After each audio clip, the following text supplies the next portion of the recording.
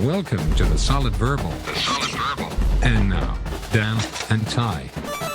Dan Rubenstein, I interrupt our side chat talking about the King of Kong documentary to bring Week 12 college football previews to the Verballerhood. Welcome back, my friend. How are you? I'm good. I don't even want to talk college football if King of Kong is on the table to discuss. I have not seen it. Oh, my God. I know of it, but I have not seen the doc. Order yourself a big takeout order of Thai food or something. No pun intended, but I appreciate how on the nose it kind of sounds. Find your best, most worked-in cushion on the couch and just load up for the best 82 minutes of your life. Oh, man. Okay, so we have Week 12. Am I getting the week correct? It is Week 12 already, if you can believe it, yeah. We've got a long rundown of games that I cannot wait to watch with the asterisk, if I'm able to, as the YouTube, TV, ESPN, They still didn't Disney. sort this out? I don't believe so. Have you seen anything? What are we doing here? It's insane. Completely What is insane. this? I've got my my antenna hooked up. It could not make the basement TV area look worse as it's just lodged into a window pane in the well. It's terrible, but it gets the job done for ABC. And I last 2 weeks ago I did Sling. I guess I could do Fubo or something. I don't know what my plan is in terms of a streaming carrier. But in any case, I am in a lather how excited I am for Week 12. How about that? I am as well. Well, welcome back, one and all. My name is Ty. His name is Dan. Hit follow, hit subscribe if you have yet to do so. We got a long way to go, partner. Yes, it's sir. only like the middle part I know. of November. I mean, this thing is longer than ever before. Yeah. We've got playoff news that we're going to talk about here momentarily. Of course, we've got a bunch of games that we need to preview. Got a whole host of fun oddities that I think we will cover over the course of the next hour and 15 or so. Of course, we did an hour and 45. It's great. On the Tuesday episode, and thankfully people didn't punish us too much for that. Excuse me. We had a lot to get off our chest, and we'll see where this episode goes. Of course, verballers.com is where you can go if you want to support what Dan and I do. We will talk in due course about Run the Board, our Week 12 Pick'em game, and what the prize looks like. But before we dive into all of that, we have a little bit of a time-honored tradition here Yes, we do. on the Solid Verbowl College Football Podcast, where we give it a nickname. This was started from the old practice. I guess it's probably still in circulation over at ESPN, where they give very specific weekends the nickname of Separation Saturday or like Showdown Saturday. They only had Show like me a rotation. Saturday. Yeah. They had a rotation of like 3 or 4 names that they went with to try and act cool. Right. We took it. We ran with it. We give much more appropriate and creative nicknames. And this year, I have abdicated any and all responsibility that I had with giving nicknames over to you because I think you're better at it. Yeah. No, I'm So with unafraid. that preamble, Dan, Yes. what do we got for Week 12? Yeah, I'm unafraid to find a Centaur Saturday if one should exist. So I'm looking at Week 12. I'm looking at the number of letdown spots after last week. So the number of teams I listed here, BYU let down in that they had a big opportunity on the road and kind of fell flat, but it was more that Texas Tech just happens to be very, very good. Oregon and Iowa, Oregon has a short week against Minnesota. Iowa's going across the country to take on USC. Clemson, a big win, I guess, for Clemson against Florida State. Short week now against Louisville. Louisville, an overtime loss against Cal, needs to get its act together quickly for Clemson. Georgia has played a bunch of tough games in a row. Bama, tough games in a row. Arizona, a chaotic win late, now travels to Cincinnati. Duke, a loss to UConn. Do they have it this week in a big game against Virginia? Mizzou, San Diego State. The list goes on. And it's not just about letdown and do you have that same sort of burst after being emotionally let down after last week or just tired. It's November, right? It's what do you have in the third quarter? What do you have in the fourth quarter? And so when I think about the burst, when I think about the speed, it's not necessarily what you have in terms of the home run hitting or the pick sixes. It's, and this is something I relate to immensely, Ty, who is the least slow, okay?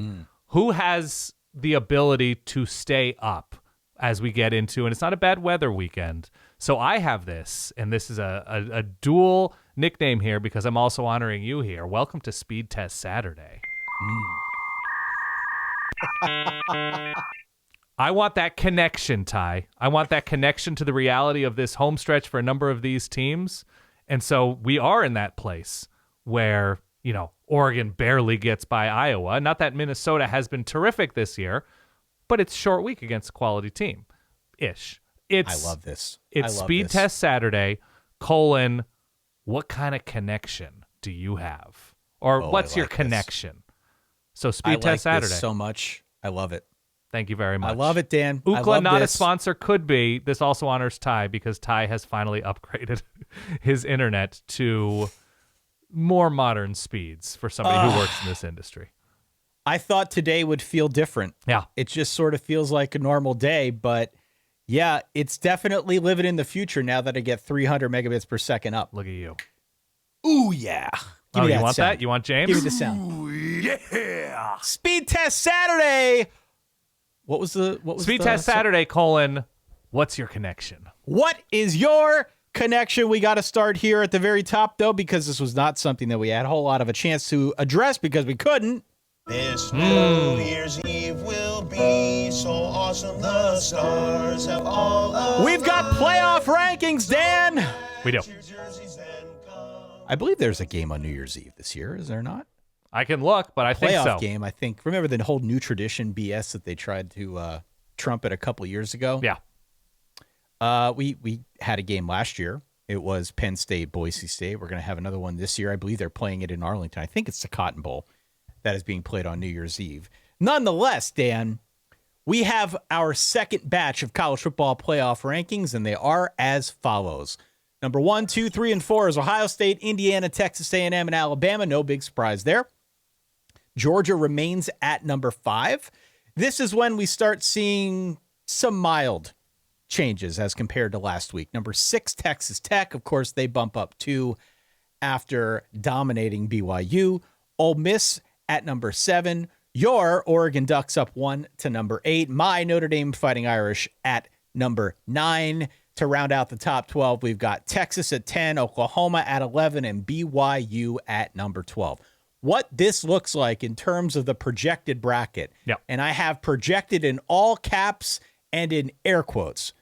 I will get to why in a second.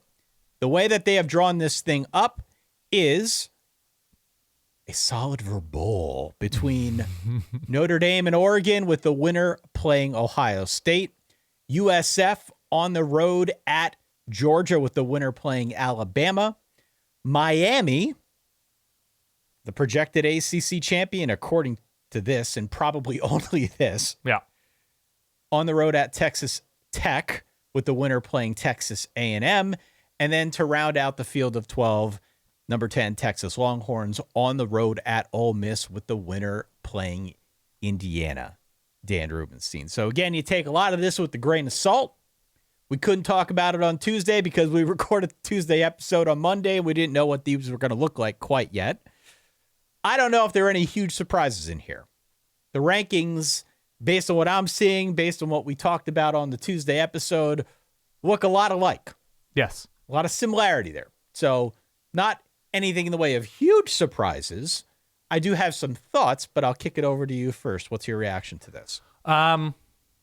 It all sort of makes sense. I understand if you're a BYU fan, why you might be disappointed. I mean, obviously BYU still ahead of Utah, but BYU with a top 10 loss exclusively, being behind Oklahoma and Texas with 2 losses, Notre Dame with 2 losses. Now, mind you, these losses are not bad losses for these schools, Texas, Oklahoma, Notre Dame.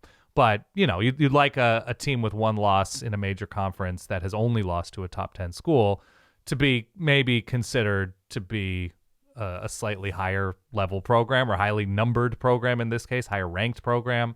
The Miami thing is interesting. The thing that works against Miami in this spot is because you can speak more to this than I can. Their path to the ACC championship game is pretty uphill, right? Yeah, it's a 3.7% chance. Right. So I looked into it beforehand. So the odds aren't zero. Okay. The odds aren't zero, and this is the ACC, so anything's possible. True. But Miami would need to win out, root for Duke this weekend, hope that SMU beats Louisville, root for Cal to beat SMU at the last week of the season, and also cheer for Pitt to beat Georgia Tech. These are not crazy things. It's It's a parlay. It's five, Yes. 6. I don't know how many things you mentioned, but yes, it's a number of things needing to happen, which is very difficult. And the thing that's also working against Miami, just in terms of an at-large, is that they don't have a huge headline opponent left to help them vault them. Yeah.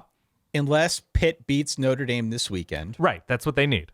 Which would knock Notre Dame out completely. And would take Pitt into the top 20, top 17 or something. Yeah. Yes. Would definitely make Pitt much more of a marquee opponent when they meet the last week of the season in Pittsburgh. Yes. That's what they would need, I think, to vault their chances. But like, to the point here, the bracket that the committee put out has Miami as a projected ACC champion. They're not going to win the ACC. Right. Again, there's possibility. I think there is a stronger possibility that it's going to be somebody else. And we will talk about that through the course of our projections and predictions here today. I think the more likely scenario for Miami is that teams in front of them lose. Right. If you're a Canes fan, if you want to get into the field, it's far more likely that teams in front of you lose, that you root for chaos, that a bunch of stuff breaks in the final couple weeks, and you kind of worm your way into it by virtue of that, as opposed to an ACC title game. Yes. And the other thing is, it's just when you look at some of the other 2-loss teams with which they might be competing for that spot, a lot of them have headline opponents left, right? Texas has Georgia this weekend. Oklahoma has Alabama. Like, there's a lot of huge resume tentpole situation. Like, Michigan has Ohio State. USC has Oregon and Iowa this week, depending on your opinion of an unranked Iowa at this moment. But there's a lot there for these teams to help their case. And so that's the difficulty for Miami specifically, but all things considered, still a moderately successful year. Otherwise, I don't think I have a ton to complain about. I respect Texas Tech getting that bump up to number 6 after their win against an undefeated Power Conference BYU team. We talked a little bit about Indiana sliding beneath Texas A&M, but it's not like Texas A&M has blown everybody out, right? They had a couple close calls close call against Notre Dame and a close call against a less than stellar Arkansas team. But the way A&M has played recently, and Indiana needing every second to beat a Penn State team, lame duck coach, backup quarterback, you're like, I understand the case for A&M if we're looking at a more recent resume structure. But again, I don't have any specific problems because Indiana's win at Oregon, beating a top 10 team on the road, holding them to 13 offensive points. It's a huge, huge deal. Otherwise, I understand Virginia dropping like they did and the doubt about their future with Chandler Morris's injury. I understand Louisville dropping like they did, losing at home to an unranked team. I guess I said Iowa's unranked. Iowa's still ranked, at their 21. Yeah, excuse me. Iowa's number 21. Yeah. Let me correct myself. Latest batch of ranking. Can I circle back to what you said about BYU for a second? Please do. Because I do understand where BYU fans are coming down on this. I understand the sentiment. They are currently 12th. They are on the outside looking in. The argument is, hey, we've got one loss on the road against the top now 6 opponent, and we're now ranked below 3 2-loss teams.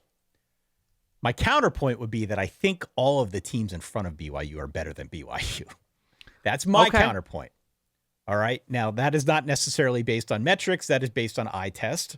I have watched all of the BYU games at this point after many BYU fans screamed at me to do so. I have done so. I am impressed by what they have done this season. That does not necessarily mean that I have them in the top 12. By the way, the metrics don't love BYU in terms of like pure efficiency with the manner in which BYU has played against quality teams. The most important metric isn't really a metric. It's that they've won those games. In terms of the manner, they have not been as lethal. Look, their net points per drive is below Florida State's in this moment. Now, that I think is much more of a question about Florida State coaching, that they're able to move the ball some and stop the ball some and not win games. But BYU is not performing on a per drive basis like Louisville, like Arizona, like UConn, like Pitt, like North Texas. And obviously these are different schedules. But BYU is really well coached and executes really well at the end of games, which should count for something. But to your point, they're not performing like these other teams are more consistently. No, I don't think so. But listen, what I think almost does not matter, because if you're a BYU fan, you win out, you're getting in the Big 12 title game. Mm-hmm. And then you get the rematch, presumably, with Texas Tech. So it's still a situation where you basically control your own destiny. Agree. And you still have an opportunity to get in. You also are in a situation where the teams in front of you are probably going to lose. Like, if I'm a BYU fan, I'm rooting like hell for Alabama and Georgia this weekend. Mm-hmm. Get Texas, get Oklahoma the hell out of there, man. Yeah. Root for Pitt, get Notre Dame out of there. So there's still, I think, a pretty good set of scenarios that could get BYU into this thing. All hope is not lost, but got to take care of business. Give yourself an opportunity, maybe as a Big 12 title contender. And if nothing more, there are teams in front of you that are probably going to lose. I do think style points matter down the stretch. There's a big game coming up next weekend on the road at Cincinnati that I think will be really significant in this whole title chase. Mm-hmm. And so it's still sort of there for BYU. If they would play Texas Tech again, they would obviously need a different result than what we saw. Right, I was going to say. And that could jumble things up as well if you would beat Texas Tech the second time around, and Texas Tech probably doesn't fall completely out. But right. Like, this is going like 8 steps in the future. All I'm saying is, as opposed to the Miami conversation, which we had before, right, which is basically you need teams in front of you to lose or some crazy conference scenario to get you into that title game, BYU actually has 2 ways in. But it is getting late early. They need to take care of business in order to accomplish one of them. Yeah, Miami needs that like 7 result parlay. Yes, the exactly. unfortunate thing for BYU is if they're making the Big 12 championship game, it's likely against Texas Tech given Texas Tech's schedule. And so that is a mountain that they're going to need to quickly learn to climb, because Texas Tech finishes with, I believe, West Virginia and UCF. Yes, it's very winnable. If you're a Texas Tech fan, I think you're in a good spot where you're at. You'd have to have an enormous letdown moment. Yeah. Absolutely. And depending on how things go for Georgia the remainder of the season, there is a likelihood that Texas Tech could win the Big 12, could finish, one of those first 4 seeds. Mm-hmm. I don't think that's completely out of the realm of possibility. No. If nothing more, they could end up as a 5 seed and draw the 12, which right now they're projecting as USF. I would project as USF as well. So if you're a Tech fan, it's everything's coming up Red Raiders right now, and you got to feel pretty good about that. If you're BYU fan, obviously there's still some work to be done, but you do have multiple pathways in, is all I'm saying. Yeah. I hope we get Oregon, Notre Dame. It'd be easy if Do it were. we go to that? Do we have to go to that? I think we have to. Of course we have to. I think we would have to go to that, right? So I haven't been back to Eugene in a number of years. Obviously, living in the Chicago burbs, South Bend is very much drivable, and you can just stay here. I think we would have to go to that.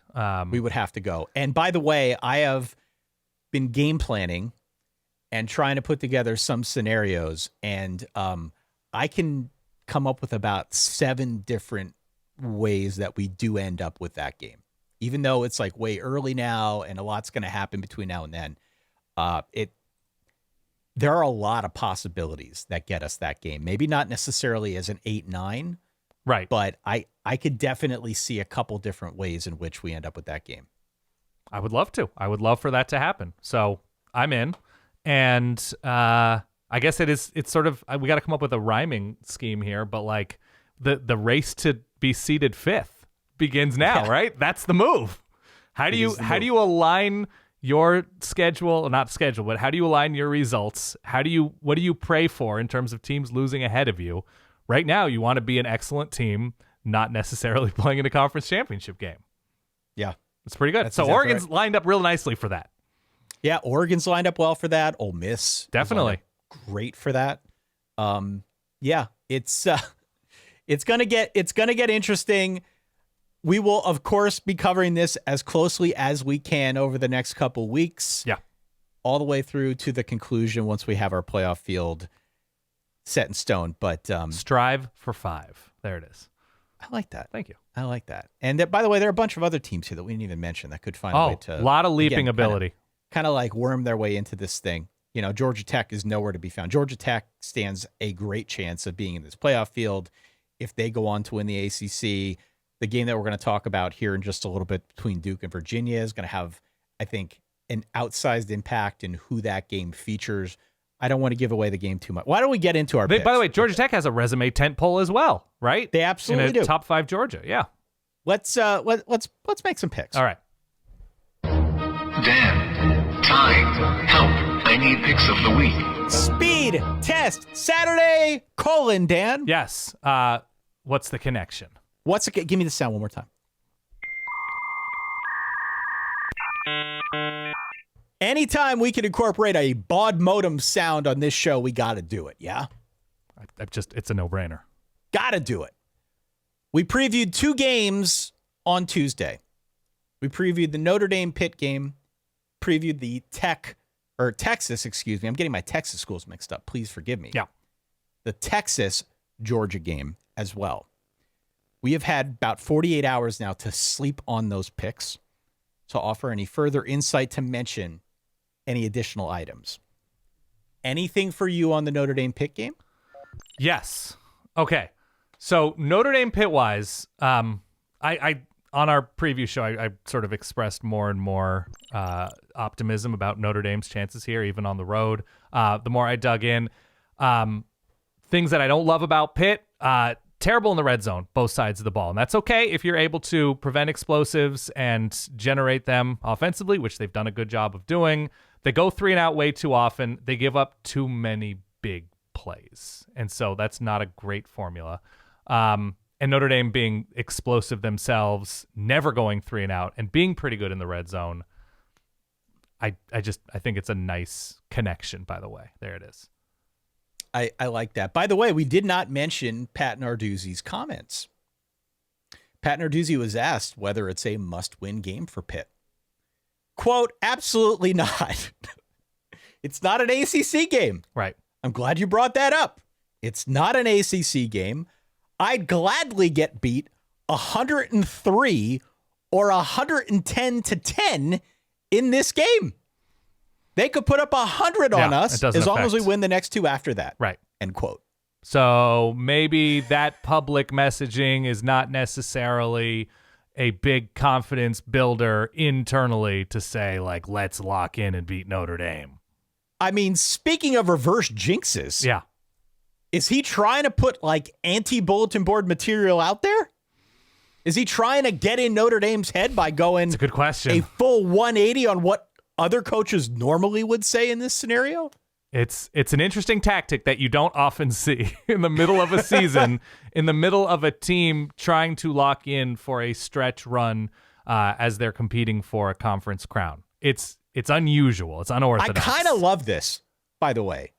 I kind of love it where everybody is used to the answer when you say, is this a must win? Is this a big game? And he's like, maybe. But it's not really. We're good. It's also like the idea of taking the weight of the game off of your team's shoulders, right? That if he's sensing that they're too tight ahead of Notre Dame and he's trying to loosen the mood and loosen the culture and say, like, let's just play football. Well, we'll see what happens. Let's just go have fun, right? Also, he's not wrong, actually. No, he's not wrong. But again, this is an unusual public declaration. I understand that you don't normally say this. I understand that this is certainly not, if you're a Pitt fan listening to this, yeah. This is not what you want to hear. However, he is not wrong. If they lose this game, but then win the rest of them, Pitt is in all likelihood playing for the ACC championship. Yeah. So I hear what he's saying. And as a Notre Dame fan, I do wonder if there is like some unmentioned voodoo going on behind the scenes that is causing him to say this. But Pitt at home is a 11.5 point dog. I'm still going to stick with Pitt because I have too much scar tissue from this game in the past. Our friend Tim Murray over at VSiN has texted with me this week and has said a couple times over, the line tells the story. Listen to the line. Yeah. Even if you don't bet, the line tells a story. Tim, I hear you. You are not wrong. I cannot bring myself to do it. So I go Pitt plus the 11.5, but I've got Notre Dame winning by about 7. And if there is a likely blowout, which direction is it going? If there is a likely blowout, it would probably be Notre Dame blowing out Pitt. Yes. Yeah. That's where I'm leaning. I'm leaning comfortable Notre Dame win. Do you got anything else on Texas, Georgia, the revenge spot for Texas? I do. I still like Georgia. I said it was between like 7 and 9 points. I believe somewhere in there. The spread is around 6.5, depending on where you look. Third downs when Texas has the ball. Okay? Texas has been extremely average on third down. Georgia has been extremely average defending third downs. This is sort of like the movable force. I'm going to get that wrong, Ty, but you know where I'm going with that. I do. The idea of Texas on the road just figuring out ways to find seeing eye singles on third downs, whether it's with Arch's legs, whether it's baking in a number of easy throws, especially early on third downs to take the crowd out of it a little bit. That's what I'm extremely excited to see how Texas and Georgia handle. So it's Texas finding ways to stay on the field. It doesn't have to be pretty. And Georgia finding ways to make it unpretty. Shout out TLC for Texas on third downs. That to me is the big deal because we talked about this a little, that Georgia's not a big, edge rush, pass rush, pressure team. That's not how their defense is built necessarily. But if Georgia finds ways to confuse, to spy, whatever they need to do to get this defense off the field, I think that's going to be huge. I have something to add. Please. I received an email, Dan. Uh-oh. Caleb from Kansas City. I've been a huge Texas fan for the last 20-ish years, following after my dad. I had been growing my hair out since COVID, with trims here and there, but finally donated over 14 inches to Locks of Love. I am cashing in this donation in hopes of breaking the Georgia curse. Now, he did not offer an actual receipt, but he did send me a before and after photo, Dan. Okay. How did it turn out? Lock of the week. I was already going this way, but Yeah. Caleb gives me even more impetus to play the sound. Georgia -6. Oh, man. Lock of the week. Ugh. The Sorry, reverse Georgia tie fans. lock for Sorry, charity. Georgia fans. Now, listen. Yeah. The thought dawned on me while I was in the shower before hitting go on this. If we keep going on this path where the reverse jinx actually works, and I mean, it has worked, truly, I got to make sure I got a double bolted door, that the mob doesn't come in here and try to bruff me up. I got to protect myself from some fan bases out there. That's true. Like we are dealing with some true dark arts here. Is there a lot of mafia activity in the Lehigh Valley that you're aware huge. of? It's Okay. it's Just no making matter sure. where you go. Okay. So I'm proceeding with caution. I don't want to flaunt this, but since Caleb was charitable That's true. with his 14 inches of hair, I thought I could reciprocate here. We're locking up Georgia. By the way, we did get another message from somebody else, another gentleman who donated a wonderful head of hair to Locks of Love as well. He wanted me to jinx Notre Dame. I'm not going to do that, but I am going to send him just a consolation prize, let's say. Yeah. To kind of reward his charitable efforts. I love that.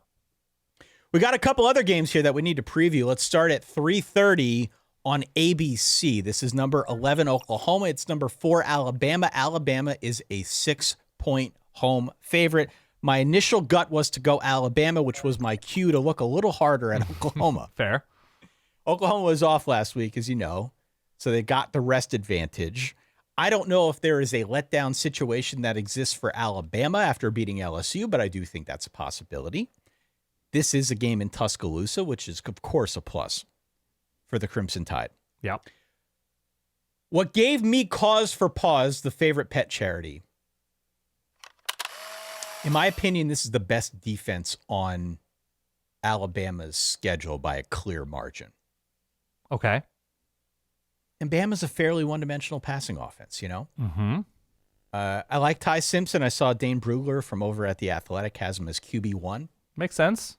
in the 2026 NFL draft. There's obviously been a lot to like about Simpson. There's obviously been a lot to like about this passing offense. But I do not love the matchup of a one-dimensional offense against a Brent Venables defense. A defense, mind you, that is fairly blitz-heavy, very zone heavy. Yeah. I think he tries to speed up Ty Simpson. I think he tries to confuse Ty Simpson. So with all that being said, the big question on my side is whether Oklahoma can create pressure with those blitzes in a way that, like, for example, LSU couldn't. Mm-hmm. LSU's an even heavier blitzing defense, and they only got pressure about half the time because the Bama line is really good in pass protection. But if you can pressure him, the numbers go way down. He's not turning the ball over, but the numbers go down like any quarterback in college football. You actually get pressure on him, completion percentage, some of the other stats that we chart, that stuff tends to go down. How do you feel about this one? Is this something that Oklahoma can do with great success?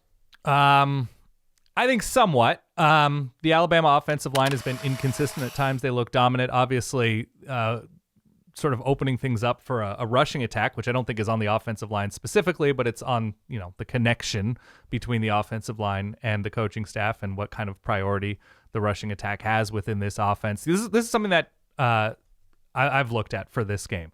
Georgia on the road, Vanderbilt, Mizzou on the road, Tennessee, South Carolina on the road, and then there's a bye, and then the LSU game. There have been no weeks off for Alabama. No. It seemed like the South Carolina game might be, all things considered. Bama needed a borderline miracle to win that game. And so you talk about legs, you talk about speed, you talk about, having it for the home stretch. I think Alabama does. I kind of also think Oklahoma does. If the Oklahoma defense may be the best thing in this game, if John Mateer is getting healthier, if that hand is getting healthier, the thumb is getting healthier by the week. I thought their win at Tennessee was one of the better wins of the season in the sport. The loss to Ole Miss isn't great, but there is something about Oklahoma in this specific spot. Alabama in second halves has not been all that impressive on offense, and you're adding that, as you mentioned, that singular dimension to what Oklahoma's defense faces. I think it comes down to a couple of drives late. And so I'm happy to take the points, first of all. And then second of all, to what degree? Do I like Oklahoma outright? Am I happy to just take points? I think this is going to be a folk hero game for John Mateer. I have Oklahoma winning this game 23-20. Wow. And it's just the number of games in a row for Alabama, the lack of rushing, lack of being able to win this game in multiple ways, the second half lulls for Alabama. Not that Oklahoma's putting 45 on teams, but they struggle with Lenoris Sellers a little bit, and I don't think Oklahoma has a receiver who's capable of having a big play moment like Nick Harbor had in that Bama game. But there is just something about this spot when it's happening. Oklahoma's defense on the road. They did it against Tennessee.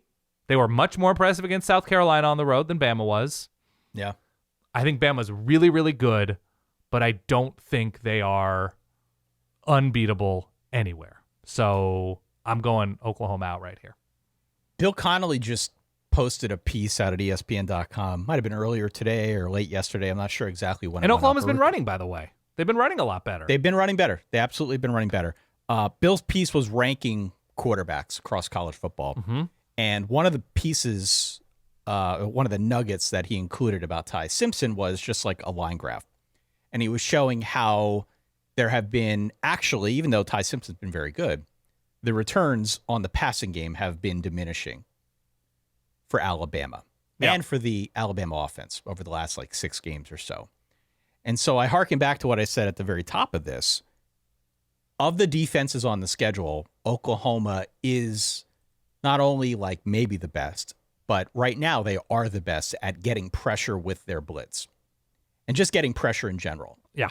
I think Ty Simpson is going to see a bunch of different stuff against this Oklahoma defense.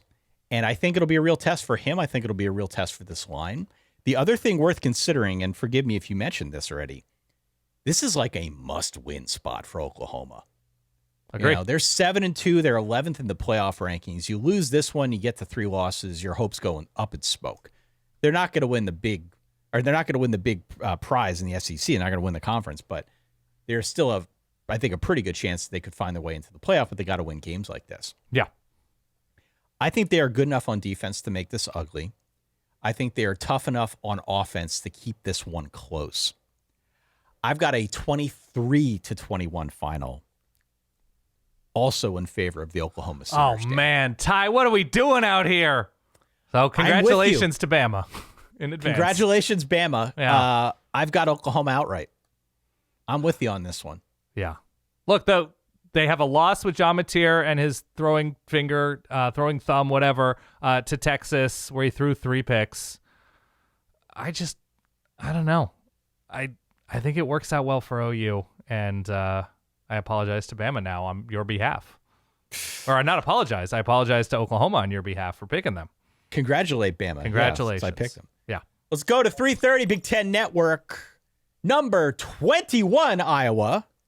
Number 17, USC. USC favored by 6.5 points. This game's a bit of a letdown look-ahead sandwich. Oh, look at that sandwich. I'm so hungry. I'm so hungry. Oh, boy. It's just not the normal kind of letdown look-ahead sandwich. Oh, okay. Because it's a letdown for Iowa after almost beating Oregon last week. It's certainly a look-ahead spot for USC with Oregon on deck next week on the road. Yeah. Bit of a mismatched letdown look-ahead sandwich. Yeah, I don't think it's a sandwich for USC. I understand what you're saying, but USC will take a ranked college football playoff poll team seriously. Yeah, for us, yes, as passive observers, there's a little bit of a letdown look-ahead quality to it. But this game's a Sudoku puzzle for me, man. I don't even know where to start. I don't. USC's offense is incredible. They're still the number 1 S&P plus offense. Iowa has the number 6 S&P plus defense. They've already proven themselves more than capable of holding down a really good offense, as they did against Indiana several weeks ago, as they did last week against Oregon in a monsoon. By the way, there is also monsoon possibilities for this game. Is it full monsoon or just rain? I didn't look at the NAM, Ty. The official, that's okay. Yeah. The official forecast is periods of rain with rainfall potentially totaling 1 inch. In the span when this game is happening? I believe so. Not at night. Okay. Earlier in the day. I believe, yes. I believe so. Okay. So if you're going to underthink this game, what would your brains tell you? If I were going to underthink this game. Yeah. Don't dig in. Just think about it. See, my problem is I always underthink the games where I see a really good offense and a really good defense, and I always side with the offense. You side with the offense. Okay. Yeah. So me underthinking it in the past, not to give too much away, in the past, I would underthink this and I would say USC is going to kill them. Okay. I don't think USC is going to kill them. I almost think Iowa this season against their opponents, I just don't think they're going to be blown out by anybody. No. I think they run the ball well enough this year. The offense is not catastrophic. The passing game is catastrophic. Passing game is non-existent. But they run the ball really well this year, and that's both because of the running backs and because of Mark Gronowski. And USC, gettable on the ground? 126th in defensive success rate against the run. Yeah, I would say so. Michigan was not able to do it. Michigan's one of the better rushing teams. Iowa's a different team on the road, it seems, this year, and USC is a different team at home, it seems, this year. I like USC to win this game, and I think it's just a math problem to me. I don't see how Iowa scores 20 points, and I don't see a universe in which USC doesn't score 20 points. I think there are too many ways. And look, King Miller got beat up. I think he had a stinger who's been good at running back for USC. I think they have the best offensive player in this game in Mekhi Lemon. USC does. I think they have the more varied number. They have a more varied offense. They can succeed in more ways. USC can. And defensively, why keep 2 safeties super deep, right? You can stack boxes against Iowa, and Iowa's creatively scored points. But on the road this year, Rutgers scores like 30 points. They lose to Iowa State. They just haven't been the same team on the road. They're now traveling a good distance in a letdown spot. I think what did I write down here? I think USC 24-17. So I guess that's barely covering. I have 21-19. Oh, okay. In favor of USC. And I'm gonna paint a very specific scenario for the Verballer Hood. Yeah. 21-13 late. Iowa scores on a Mark Gronowski touchdown. They go for 2 to tie it, and they come up short. That's how you get to 21-19. 21-19. Okay. So, yeah, I have 24-17. Maybe a busted play or two for Iowa like we saw last week against Oregon. I think they're going to be able to run the ball some, but USC will tighten up in the second half like they did and have done sometimes defensively. So, yeah, I have USC here, even in the rain. I think they figure out a way and send Lincoln Riley off to Baylor or whatever and in good standing. Yeah, I mean, I think Iowa is good enough on defense to hold down USC's offense, and I agree completely with what you had to say, almost all of it, verbatim. They're not going to get blown out, not with this defense. Okay. And I don't think they're going to win outright, but I do think this ends up being a knife fight to the death. So, you know where I stand. 21-13 late, Iowa on the late touchdown run. I do think they'll be able to run some. Yep. On this USC defense because USC's not good at stopping the run. Yep. Should point out, Iowa did beat Wisconsin on the road 37-0. So against teams with an offense, Iowa hasn't been incredible. Against teams without an offense, Iowa's been terrific on the road. Terrific. Yeah. So we agree again. You have Iowa covering. You don't have Iowa covering. No, 24-17. So what is that? Isn't that USC covering? It's okay. By so half you have a them point? covering by half a point. Yes. Okay. We disagree. Moving on, another 3:30 game. 3:30 is a very active block. This one on ESPN2, if you can watch it. I don't know what the deal is with this. You could probably pirate this game and get away with it. Number 19, Virginia on the road at Duke. Duke is favored by 5.5 points. This game, as I said at the top, as I've been saying for 3 weeks running, this game's going to help us solve the ongoing riddle that is the ACC. So again, the winner of this game wins out. There is a near certainty that they will get into that ACC championship game against Georgia Tech or Pitt or SMU. Louisville could still creep in there. We talked about Miami still finding a way to creep in there if you hit the 7-game parlay or whatever. The big unknown at time of recording, and again, we're doing this Wednesday at midday, Chandler Morris for Virginia. Yes. Chandler Morris went down last week, came out of the game in the first half of last week. Initially, it was described as a head and neck injury. Tony Elliott referred to it as an upper body injury when he talked about Chandler Morris yesterday, but also mentioned he's going through protocol, which would imply concussion. I have no idea what's wrong with Chandler Morris. Right. Tony Elliott, though, did sound optimistic. They didn't have him practicing on Tuesday. Mentioned that they hope to get him back on Wednesday, maybe even Thursday. So we're just going to have to wait and see on this one. The uncertainty around Chandler Morris is at least partially why, let's say, 65% of the bets right now and 85% of the money, 83% of the money, is on Duke. Yeah. Do you prefer the Blue Devils, who are crazy explosive on offense and have a terrible defense, I might add? Or do you prefer the Who's, which have an offense, which have a defense that are just slightly above average? I mean, the defense is pretty good for Virginia, but is it good enough to carry them against Duke if they're not able to get to 20 points to 17 points or something like that? I kind of have my doubts. Now, I have problems with games like this where you've got one team that's on the extreme yes end of offense, no end of defense. Right. Versus half teams. A school like, half team, versus a school like Virginia, which is just sort of like blasé. They're not super sexy. I don't mean to imply they're not blasé. good. I think they're quality. I don't mean to imply they're not good. They're certainly quality. Yeah. But what I'm saying is from a numbers standpoint, you look at it and you're like, oh, they're like 45th best. Okay. Like you don't have the extremes like you do on the Duke side of things.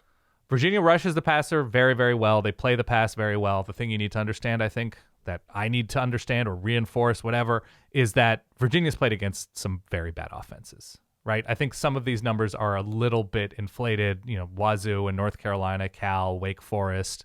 And against some of the better offenses that they did play, they gave up points. They gave up plays. Florida State, Louisville, they won those games. They gave up 35 to NC State, which has a quality offense. Like, if the Duke offense is quality, they're going to score 28, 31 points. And if you're giving them short possessions, 3 and outs, 5 and out, whatever, and your defense is getting worn down over the course of this game, is scoring 38 points. So I'm going to underthink this and say 30-17. Now, also, look, you're thrusting a backup quarterback into action like Virginia did last week in a losing effort against a tough defense, and that's tough to immediately be good and fully realize. It's Daniel Kalen, that's who came in? Yep. So if he is the guy, well, I'm sure he's preparing like he's going to be the guy, depending on Chandler Morris's availability. He should be better because he will have more experience, he'll have more practice reps, and the Duke defense has been very bad this year. So the opportunity is there for him to improve. And so I don't want to discount that possibility. But in this case, with it being at Duke, with Duke having that path, I'm going to go Duke here, 30-20. I'm covering. I'm on Duke 34-23. Okay. I like the UVA story more than I like UVA. Okay. I like the idea of Virginia more than I like the team. And they haven't been blowing out those teams that I just mentioned. No. Virginia, there's been a lot of close games on this thing. It's sneaking by Wazoo, sneaking by North Carolina. Yeah. Cal was comfortable, and of course, scoring 9 points against Wake Forest. I think it's a great story, the Virginia season, just like you. It's a fabulous story. Yeah. And I got to give Tony Elliott a ton of credit for it. But I compare the numbers, and I've watched, enough of both of these teams at this point. You could probably make a case that there are some big plays out there for Virginia because Duke gives up a lot of them. But also, Virginia is not really a big play offense. No. It's not really what they do well. If I saw more indications that they could do that consistently, then I would say that's obviously something that could come back to bite Duke. Duke has done a really good job this year shooting itself in the foot.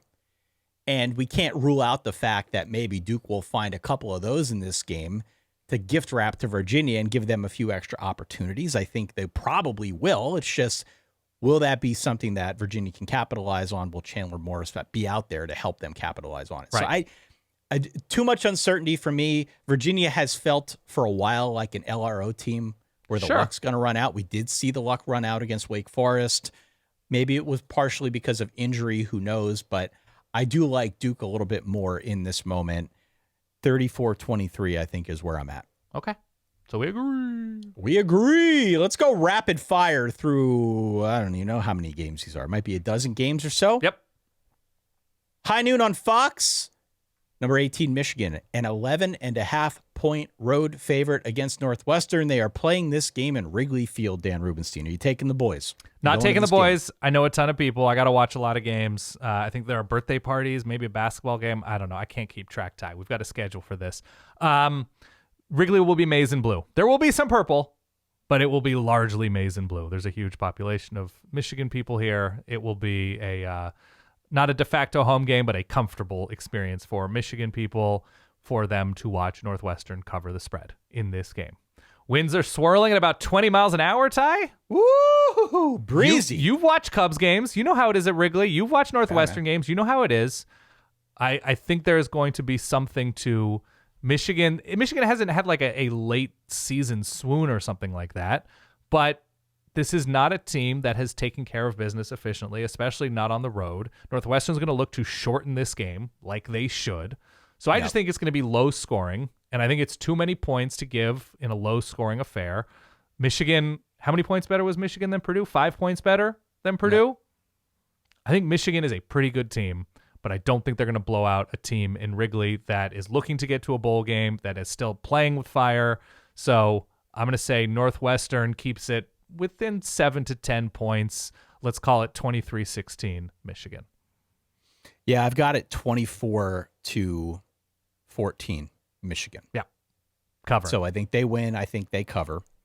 Let's go to another game at high noon FS1. This is Arizona on the road at number 22 Cincinnati. Cincinnati favored by 6.5 points.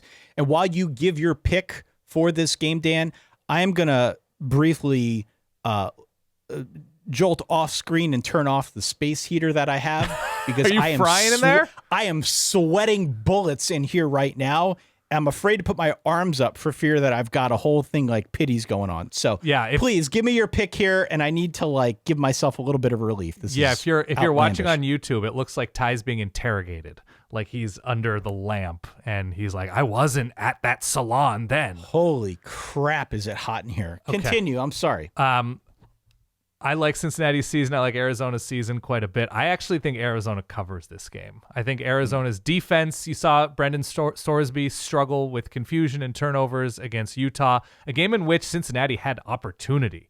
And I think it was something like 24-14, kind of deep into the game, and then Utah just busted it open. Arizona, I think, is going to make things chaotic enough in a nooner to keep this one close. I think Cincinnati escapes, but I think it's close. I am with you on Arizona. And I also think that there's a little bit of a look ahead situation going on here. Cincinnati's got a big one on deck against BYU. That's true. And this is an easy game to overlook. Arizona is an easy team to overlook. But bear in mind, if Arizona wins out, they finish 9-3, which would be a huge success story a year after going 4-8, where there was some speculation about firing Brent Brennan. Yep. So Arizona is just as good of a story, if not better, than many of the other teams that are getting way more love across college football. I have to credit Brent Brennan for the job that he has done so far this year. And Danny Gonzalez, by the way. Danny Gonzalez on defense. They're very good on defense, especially against the pass. I can only assume they brought in 43 UTEP transfers, and they brought in the correct 43, I guess. Everybody's got like 43 UTEP transfers. Yes. But this is the reason why I put this one on the under the radar slate when we talked about these games on Tuesday. Yeah, there's juice to this one. There's real juice. So give me Arizona plus the 6.5. Yep. 12:45, because the SEC and SEC Network like to be a little bit different. This is Arkansas on the road at LSU. LSU favored by 5.5 points. Dan, look, there aren't huge stakes attached to this one. I just think it's going to be fun. I think this is going to be a fun game. I think this could be the week that LSU finally gets to 30 points against an FBS team, I think you're right. I also think Arkansas is winning this game. Hogs lock of the week. Whoa, baby. Okay. Lock of the week. Why are you going Arkansas here?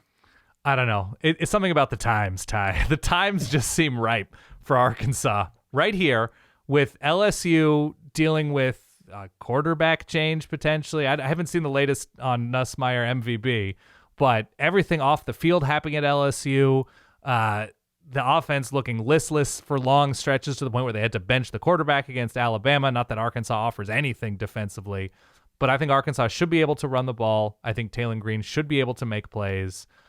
This is a game that has had outcomes that are inexplicable over the years. I'm going Arkansas to win this one 34-31. I'm going to go LSU 31-24. Okay. I think LSU wins and covers, but I look, it's going to be an entertaining game one way or the other. I agree. And by the way, Arkansas has played good teams tough this year outside of Notre Dame, in which I think I liked Arkansas. Yeah. On the road this year. And I liked Arkansas. I liked Arkansas too. This is true. So Arkansas is coming off of a bye. On the road this year, Arkansas tight against Ole Miss, tight against Memphis, which they should have won both of those games perhaps, tight against Tennessee, and here we are now at LSU in the midst of a lot of uncertainty. Let's go to another game at high noon, ESPN2. This is number 24, South Florida. This is unranked Navy. South Florida is a 10.5 point road favorite. Navy won this game a year ago, 28-7. I believe that was a game without Byron Brown. It was. On the USF side. I like USF a lot here. I think I do too, which a lot pains me now with you saying it. I know. I'm expecting that Blake Horvath is going to be back for Navy. He was a game time decision last week. I would think if you give him a week to recover, he'll have an opportunity to play here against the Bulls. I don't know that for sure. That's just me making an assumption. Notre Dame moved the ball at will against Navy. Mm-hmm.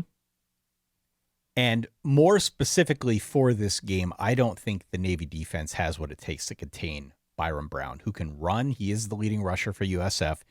He also can throw it, and they've got a really good cast of characters out wide. Yeah.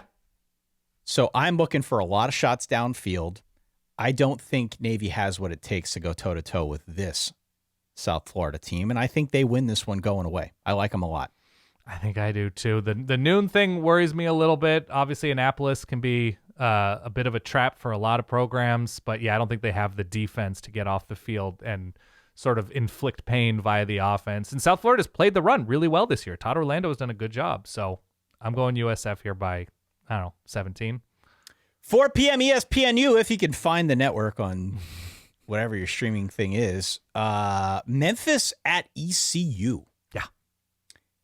ECU favored by 3. They are whisper quiet and 6-3 this season. They play at an absolutely blistering pace. They are tops in all of FBS in plays per game on offense.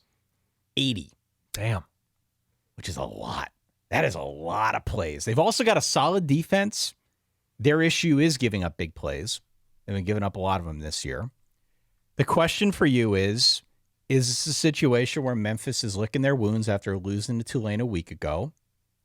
We also saw earlier in the year a very clear look-ahead loss when they lost to UAB, and they were looking ahead to a big game with USF, which they did win, by the way. I think there's a possibility we could see a real letdown here on the road at ECU. What do you think? I went back and forth in this one. I like that ECU is led by their defense. The game is at home. My problem is ECU kind of can only win in a very specific way. I don't like when, it's smart to rely on tempo. Like you said, they play very quickly, but they haven't been able to generate bigger plays. So the tempo sort of acts as a way to give a boost to this offense. Yes. I just think Memphis has more ways to win. And I think I trust their quarterback situation a little bit more, even though it's on the road here. I'm going Memphis. 7 p.m. ESPN. Is this going to be Lane Kiffin playing against his future team, Dan? I kind of hope so, because I would love some spice added to this coaching carousel. I'd be great if Lane Kiffin were to stay in Oxford and say, I got it good here. He's been on the record as saying he's not going to make a decision for money. So I think he's got it good at Ole Miss. I think if I had to guess, I think he's going to stay at Ole Miss, but it's just a guess. But certainly it's on the table. He didn't give an answer of, nope, I'm happy where I am. I'm going to be back here next year if they'll have me. He said something like, I'm not even thinking about it. I'm going to think about that another day. It was some version of that. I'm paraphrasing here. I think Ole Miss rips him apart. Before last week, I would have told you, Florida's not great. They're not well coached. The offense isn't called well, but they compete. They've got good players. It's really tough to blow this Florida team out because they're too talented in too many spots. Then they got blown out by Kentucky. Yes. And I think I'm just out on this Florida season in terms of salvaging relevance. It's also a revenge spot for Ole Miss. Obviously, Jackson Dart no longer on the team, but the way that game ended last year, I could see Lane being particularly locked in. So I have Ole Miss here, 35-17. The line is 16.5 points in favor of Ole Miss. It does sound like DJ Lagway is going to get the start. Remember, he got unceremoniously benched a week ago in that game against Kentucky. I think Florida could be the 1-2-3 Cancun team of the month. I wonder what their motivation is here to really go hard at any of these opponents. I'm with you on Ole Miss. I don't know if Lane's going to Florida. I don't know if anybody is going anywhere. As we've been recording this today, I see news out there from Chris Lowe, from Brett McMurphy, and Pete Nakos that Louisville is working on a contract extension for Jeff Brom. So nobody's going anywhere. So, yeah, it could be that nobody is going anywhere. And if you threw your hat in the ring trying to hire a big coach away from somebody else, you might end up having to take a high-profile coordinator. Yeah. What's Penn State's interim? Terry Smith? New head coach, Penn State. Don't think so. I don't know. Don't think so. Okay. But stranger things have happened and could happen. Okay. 7 p.m. ESPN 2, Utah. -8 on the road at Baylor. Do we have a reason to pick Baylor here, Dan? I mean, I don't know what kind of de facto Super Bowl situation it is for Baylor. You can bring up their schedule, but no, Utah is coming off a bye, correct? Utah is off a bye week, yeah. I think I like Utah a good amount here. I think Baylor's season has been a mess after, I think, a somewhat promising start. Yeah. I'm going to go Utah here. I think they're just too well coached, too locked in. They're going to go straight at Baylor. They're going to run all over them. They're going to run all over them. They're going to win by 14 points. Yeah, I wrote down 35-21. And 21 might be too many to give to Baylor in this spot. So maybe even like 38-17. I will probably post at some point on Saturday morning that I am making Utah one of my bets of the week. Okay. So take note, everyone. I went 0-4 a week ago. I went 0-3-1 the week before. There's a pretty good chance that you should bet on Baylor. This is a public service that we're doing here. I have no ego about this. By the way, Baylor... I would prefer to be right, but if I can help other people make money, then so be it. Whatever. So Baylor, the second half of Baylor's season, since like a not great performance on defense against Oklahoma State, gave up nearly 30 points. Yeah. So they were right there against a healthy-ish ASU team and lost. Beat Kansas State with a weird ending. We're back and forth with TCU in a loss. Destroyed by Cincinnati, 3-touchdown loss. Offense was not good at all against Cincinnati on the road. And then they just demolish UCF maybe not out of nowhere, but they're also coming off of a bye. So maybe something happened before that UCF game. I don't know.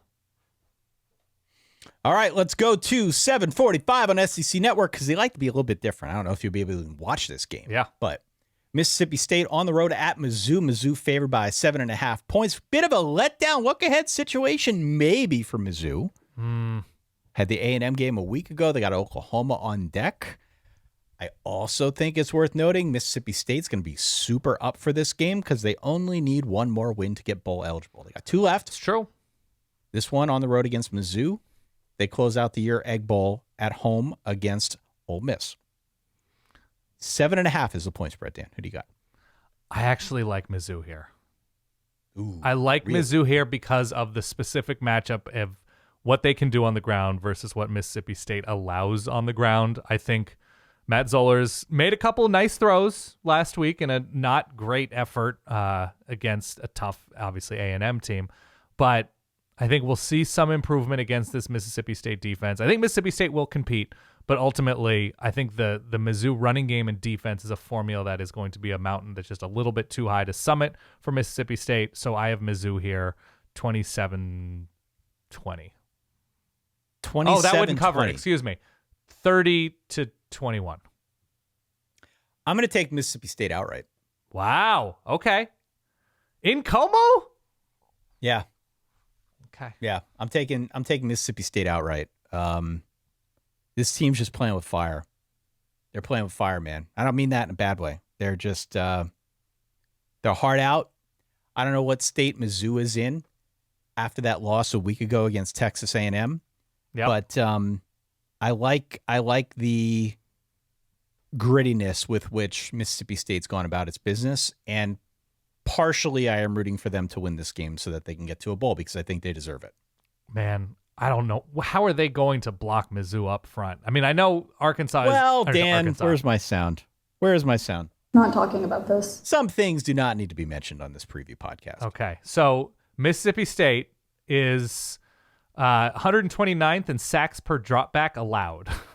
Yes. And they get the Mizzou front. Okay. 10:15 ESPN, if you can find it. TCU at BYU. Battle of the acronyms here. Yeah. BYU, as we mentioned earlier, the 12th ranked team in the latest batch of college football playoff rankings. They're a 4.5-point favorite. What are we betting on if we bet on TCU at this point?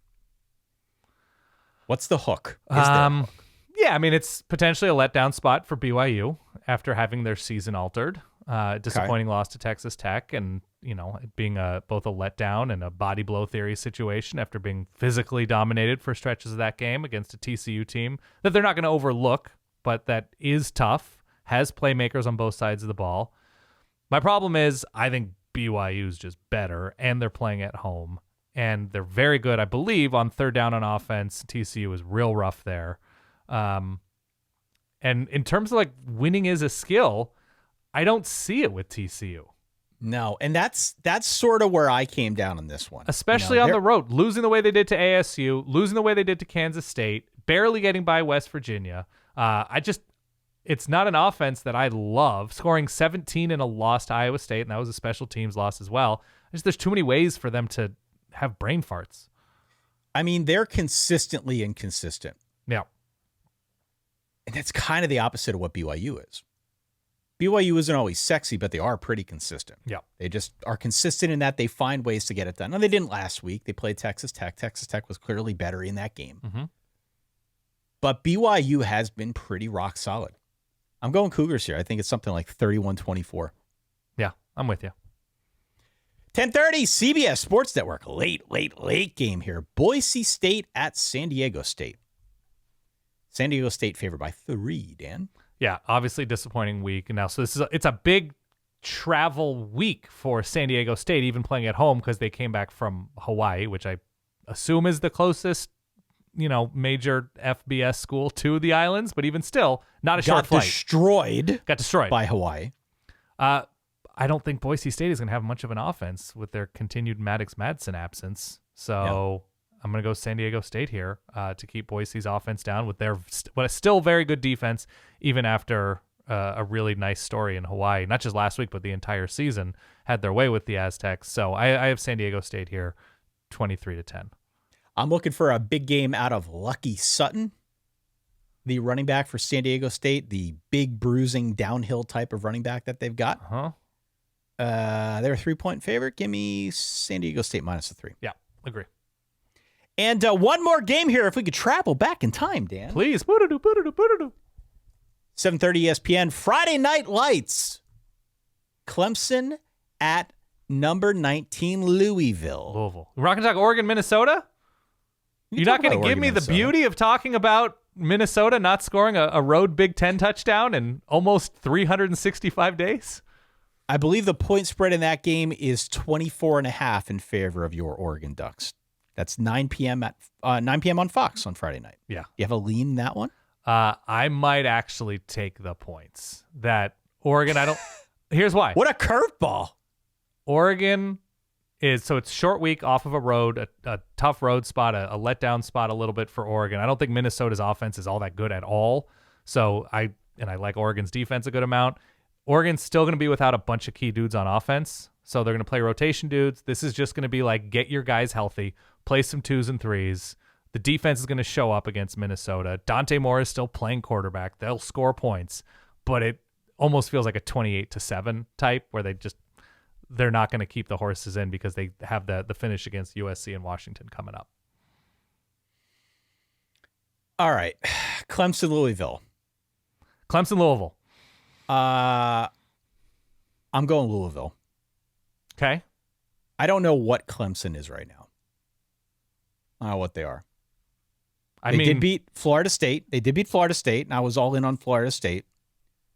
I'm going to go Louisville here. Louisville finds a way to play in just all one-score games against teams that they are both better than and worse than. Mm-hmm. So I believe this will be close. I also feel like every Louisville game ends 31-24. So I'm going to go 31-24 Louisville, winning this one at home. I may go Clemson here, mostly because you took Louisville. You're not wrong, man. If there is something to like about Clemson this season, is boy, do they love leaving Clemson. So they had an opportunity, obviously, and I think they had the post-game win expectancy against Georgia Tech, a good Georgia Tech team. Blow out North Carolina, blow out Boston College, obviously two not good teams at all. But I think there is a little bit of belief after beating Florida State, not a good team at all. But Louisville, the way that they ended, they're missing their best playmaker on offense. I don't know. I just think Clemson right here in this spot is in a good spot. So I'm going to go Clemson, able to score some points, not a ton of points against a good Louisville defense. So Clemson 24-21. Dan Rubenstein, if you've got something going this weekend, Okay. I would try to get out early, unless you've got a specific rooting interest. Like I don't apply for this here segment because I do this for a living. But Notre Dame, Pitt, that game is early. Clearly, I care about that, so I would not be going out on the town to watch Cats again, right, in that early window. But if you are not in the situation where you got a team playing early, I would probably try to get out early, do what you got to do, see the community showing of Cats or the producers or whatever it is that you're into. Get a speed skating round in. Yeah. Go get a speed skate. Yeah, why not? Speed. Okay. Speed skating, got any rinks? Channel your inner, what was it, Apollo Ono? Yeah, man. Okay. Grow that little goatee, whatever. Yeah. Soul patch. So early, I think, is the target for you. I'd want to get back late. I'd want to watch Texas, Georgia. I'm pretty excited about that matchup. Agree. The quad, though, would be in the afternoon, 3:30, ABC, Big Ten Network, ESPN2, CBS. If you could watch those networks. I do see that The Athletic is reporting that there's potential momentum for a YouTube TV ESPN deal. Whoa. It could be finalized relatively soon as sides move a little bit closer. Crazy. That's from Andrew Marchand. So we'll have to hope for that if you are one of the YouTube TV people out there, as Dan and I are. Not a sponsor, absolutely could be. You've got Oklahoma, Alabama, Iowa, USC, Virginia, Duke, and Penn State, Michigan State, which we didn't mention. That's at the Land Grant? Land Grant Trophy. That's all at 3:30. You can also sub in Memphis and ECU if you're a G6 fan. I saw some Brian Kelly, Michigan State steam. Yeah. I think they have a current coach, Michigan State. Did you see that after Brian Dable got fired from the Giants, he was walking out of some building, maybe his home, wearing a Penn State Nittany Lions sweatshirt, maybe? Is that true? Yeah. Does he have a connection? I don't know if there's a connection, but he was wearing a Penn State Nittany Lions sweatshirt. New York Post got him. Maybe it's just a signal. I would not hate that. Brian Dable's from he went to, he's Canadian. He grew up in New York, upstate New York somewhere, has coached in the NFL largely, but did, Bills recently, Giants recently, coached for a season in the SEC at Alabama. He's almost definitely going to be an NFL defensive coordinator or offensive coordinator, excuse me. Yeah. But I would not hate an offensive-minded coach taking the reins of a Penn State. I would not hate that at all. Now, I don't know if Dable is necessarily the kind of guy that you'd want for that job, but of some of the names that I have heard bandied about, I would not hate that one at all. Maybe that was a signal like, hey, it was really nice when Saquon was here. Thanks for trading away Saquon Barkley. Maybe that was That's how he got the sweatshirt. He got it for free from Saquon. Yeah, that's probably it. All right. If you could this is just a favor from me to you. If you could drop that big, stanky, greasy, grinding drum and fife. Greasy and grinding's a little much. I'm not going to lie. You think so? Oh, baby. 12 o'clock. Holy Cross 1-9. Holy crap. On the road at Bucknell, 5-5. Who you got? I guess Bucknell. I was riding for you, but I'm going Bucknell early. 1 o'clock. Fordham also 1-9. Is anybody winning these games in the Pat League? Jesus. Fordham 1-9. On the road in Multi-Sport Field. Talk about going to the House of Pain. Georgetown 5-5, looking to get bowl eligible. Get that 6th win. Give me the Hoyas. I'm going Hoyas as well. It's just been that kind of season for Fordham. Lehigh Mountain Hawks, number 4 in the FCS.